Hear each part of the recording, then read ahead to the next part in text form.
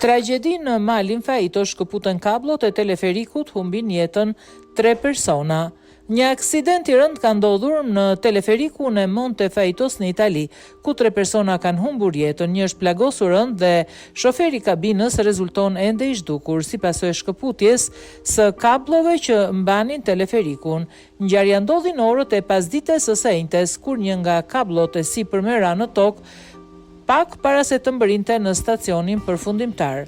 Teleferiku lidh qytetin Castellammare di Stabia me malin Faito, një zonë e njohur turistike. Në kabinën tjetër më poshtë ndodheshin 16 persona, shumica turistë të huaj. Fatmirësisht ajo mbeti pezull pranë stacionit të nisjes dhe të gjithë pasagjerët u shpëtuan në mënyrë të sigurt. Ata u ndihmuan një nga ekipet e shpëtimit dhe u zbritën me kujdes në tokë. Sipas të dhënave paraprake, kabloja të rejse e teleferikut është shkëputur duke rënë mbi linjën hekurudhore cirkumvezuviana që kalon poshtë. Për shkak të kësaj, trafiku hekurudhor u ndërpre, ndërsa në vend të trenave janë vënë në qarkullim autobus vendësues.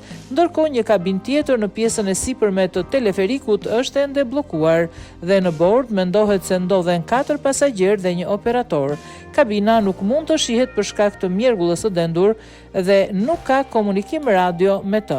Ekipet e shpëtimit, zjarfiksit, policia, emergjencat mjekësore dhe vullnetarët e mbrojtjes civile janë në vendngjarje.